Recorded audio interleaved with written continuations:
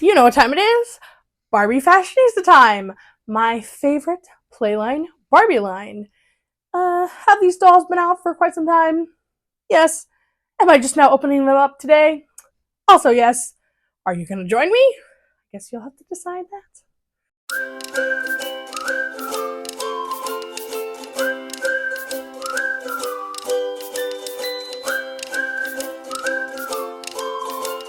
As always, before we open these lovelies up, let's take a look at the packaging.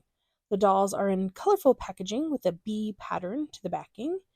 Each doll gets an individual artwork on the front, and on the side you can see the latest fashionistas as well as the fashionista numbers. The back is pink, and there you have it. Nothing new packaging wise for this wave. Time to deboxify the dolls.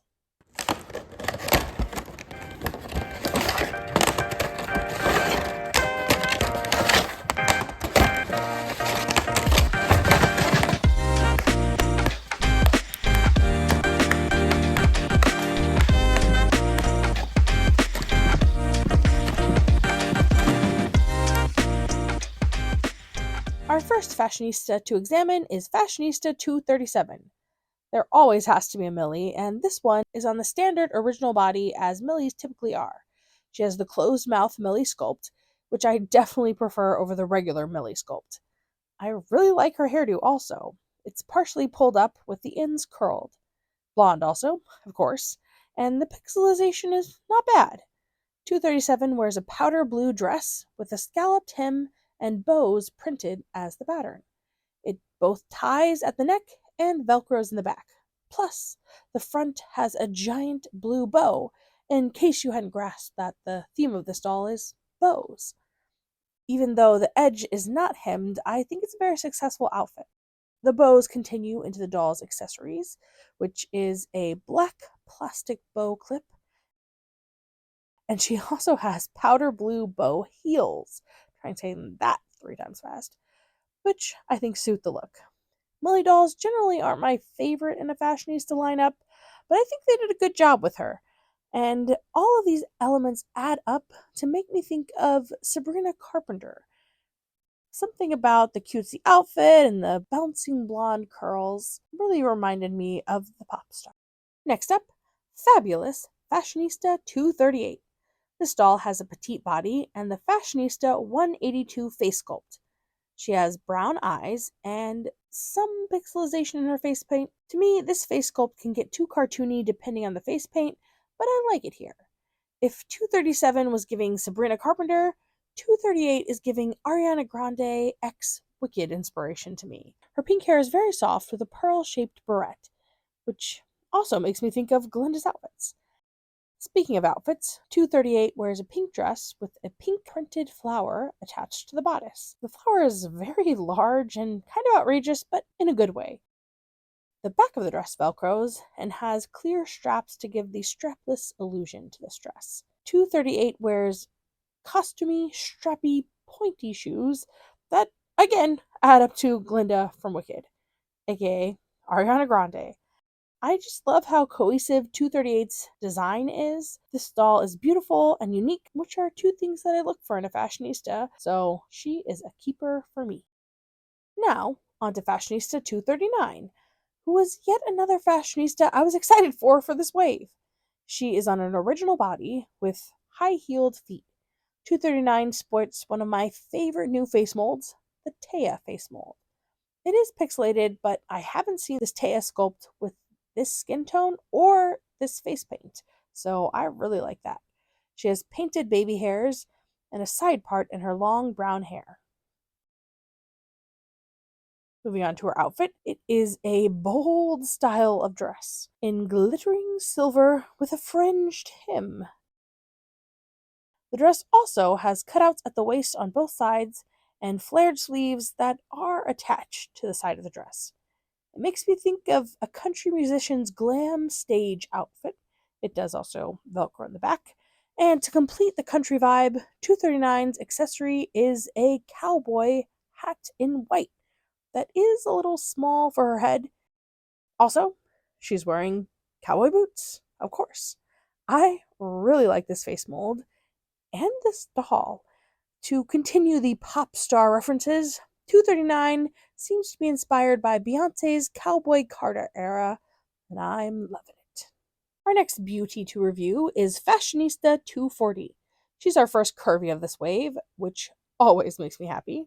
Additionally, she's got our first new face mold of this wave, which was molded in 2025. She has brown eyes and a neutral lip and no pixelization. Thank goodness. I just love this girl's natural look. She has brown hair with loose curls that reaches down her back. Her outfit has a mint green gingham pattern and is two separate pieces. In the box and from promo pictures, I thought it was a dress, but no, it is two separate pieces. They both Velcro in the back, and the ruffles on the top and the bottom, unfortunately, are unhemmed. However, I do love that it is separates. She's wearing one of my favorite curvy/tall shoe molds in a color that I don't have yet. These heels just always look so chic. Finally, she comes with this super thin pair of sunglasses. I never really liked this mold of accessory because of how impractical it is, but they do look cute in her hair as kind of like a sunglass headband, maybe. I really wanted 240 to fit into the inspired by a pop star trend that I felt like I was seeing with the other dolls, but no one immediately came to mind as I was looking at her. Maybe if I really wanted to force the comparison, maybe SZA or her, but that's probably a bit of a stretch. Does she remind you of anyone? Despite this, I love this doll. There have been no misses for this wave. And then, ironically, we move on to 241. He's in an original body, and he has the generic Ken face mold with the typical blonde hair and blue eyes. Have you noticed that the heads of Kens with original bodies can only move side to side, but broad and slim Kens can move up and down as well? I think this has to do with a different neck peg. Anyway, he seems to be staring upward with how his eyes are printed, which gives 241 a bit of a lost expression. Now, I do like his shirt, which is striped white and red. It is a little bit Where's Waldo-esque, but I do think it's cute. He's wearing pink sweat shorts, and his shirt velcros and the shorts slide up. For his shoes, he's wearing the unfortunate sneakers with socks molded on combo. Ugh, every time I see this one, I think of 90s dad, but not in a good way. To finish out the pop star comparison, I'm going to say that his outfit is giving Harry Styles. And I'm just going to find a picture to support my assertion.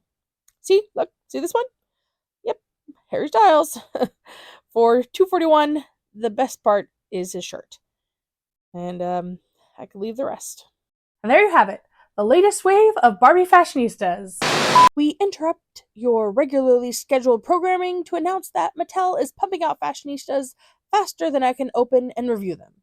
In the time since I started working on the first wave of this video, Mattel has released a second wave of 2025 Fashionistas, so let's take a look at them before the 2026 dolls come out.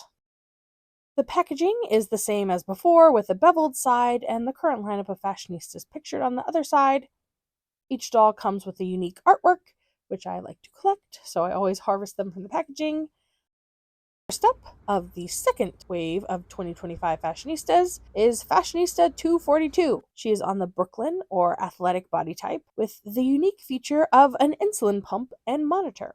This doll has type 1 diabetes and is sponsored by Breakthrough T1D. She is the face sculpt of Fashionista 209, which was just recently given the official name of Layla. It is a beautiful sculpt. She has brown hair and a side part, and her face paint is matte and smooth, which sadly is not the norm for Fashionistas. Bold patterns and matching sets seem to be the name of the game for this wave of Fashionistas, and 242 has a blue polka dot top and skirt. The ruffle on the skirt is not hemmed, but both pieces Velcro on the back. 242's accessories are a blue purse and a phone to track her insulin levels.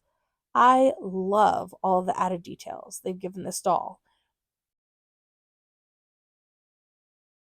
She has high heel boots in light blue, which is a mold that I find super cute.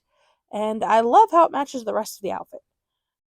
242 is so pretty, and she continues Mattel's efforts to represent a wide variety of people, from people with vitiligo to Down syndrome to visually impaired people, and I applaud Mattel's commitment to inclusion. Fashionista 243 is our resident Millie. She's on an original body, as Millies usually are, and has a standard Millie face. She has blue eyes and blonde hair with a center part. Her hair is pretty long, and I'd say she's a pretty doll. Her claim to fame among her Millie sisters is her accessory, a pink cast decorated with a heart, flower, and smiley face, and a Barbie signature. It is of a flexible material and is pretty easy to put on and take off. For me, the outfit is really the most important part for a Millie Fashionista, and 243 delivers. She's wearing a pastel pink and blue plaid top and skirt set that velcros in the back. This outfit is paired with pink loafers, which really complete the overall preppy look. As much as I complained about Millie Fashionistas, I have to give this one her flowers. She delivers the concept of Barbie beautifully. Also, you'll notice that this wave sadly did not continue the inspired by a pop star trend that the 2025 wave won. Next up, Fashionista 244, who I was very excited for. First, she's a curvy. Check. Second, she has the daisy face mold with a neutral makeup look. Check, check. Third, wavy brown hair with a cute purple streaks in it. Check, check, check. What's not to love? Her accessory is a pink sculpted headband, and I'd say she's rocking it. We have another two-piece pattern set for her outfit. The purple halter top and skirt give a very summery feeling with the flowers and green blanket stitch accent. Both pieces Velcro, but the tie string at the neck always is a struggle for my fingers, so I guess I'm just going to have to leave her in this outfit and not change her out. Add a pair of lime green platform sandals, and you've got your summer 2026 look ready. I love this girl. She doesn't feel like a repeat of any of the dolls that I have, and so she was a must-have for me from the 2025 Wave 2 Fashionistas. Now, Fashionista 246. This girly pop is our only tall fashionista of 2025.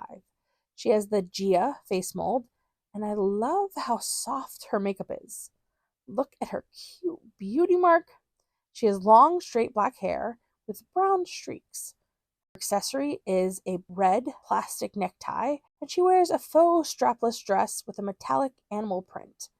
I really like the sweetheart neckline and the fullness of the skirt, but the pattern's not really my favorite. Again, we have a Velcro in the back. She wears a simple burgundy boot to match with her necktie, and I love how the two pieces go together. When I look at this girl, I think Valentine's Day meets K-pop, and I love her. Just how Mattel did you not have a single miss in your fashionistas for 2025? That winning streak continues on to Fashionista 247. We get another petite doll with my favorite face mold, the Alec face mold. Just look at her cheery smile, and who can help but love her? She wears her brown hair in an afro, although the back is a little squashed from the packaging, but it's not too much of an issue to fix. I'm also a sucker for a collared dress, not to mention the fact that it is a t-shirt dress. We also continued the trend of bold, colorful patterns with her outfit that is striped hot pink and teal. She wears an orange watch, which is a little bit boring, as are her white high-top sneakers. However, in comparison to everything else that is wonderful about this doll, I won't complain about those two elements being a little bit simple comparatively. Plus, they add to the overall effect of 247's sporty cuteness. She is one of my favorites for this wave, and I know I've said that about almost every single one of the ones that I've looked at. How can I help it that they're all so good and so cute? Lots of favorites for 2025. Now let's talk made-to-move skin tone body matches. First off, Fashionista 237 and 243 both fit these dolls pictured here. 239 has a lot of options as well, including the pink marbled pants Yoga Made to Move, the purple pants, and the blue shorts basketball player, as well as these dolls here. Fashionista 240 unfortunately does not have an exact skin tone match. She is between the pink marbled yoga pants made to move and the Yara Shahidi doll. Fashionista 244, 242, and 238 are close in skin tone, but they're not exactly the same. So 244 and 242 would be a pretty good match for the dolls on the left side of the screen, and these dolls pictured here. And 238 would be a better match on the dolls on the right side of the screen, as well as these dolls pictured here. Fashionista 247 is a pretty good match for the Yoga Floral Ponytail Made to Move and the You Create Barbie Basics Kit number 3. Venus Williams and Barbie Fashionista 166 have more red undertones than Fashionista 247, so they wouldn't be the best match for her. 246 could work on the purple top or the Christy Yamaguchi doll, or even the tennis player, even though the tennis player is a hair lighter than 246. 246 could also work on these dolls pictured here. We interrupt your regularly programmed broadcasting, again, to take a look at Fashionista 245. She only just became available as I was on the tail end of editing this video. She is the first fashionista with autism, and I was super excited to add her to my collection. She's on an original body, but has added articulation at her elbows. She has a new face mold, I think, with long black hair. She came with 3 accessories and is wearing a purple striped dress. She is a beauty, and I hope we see more dolls like her.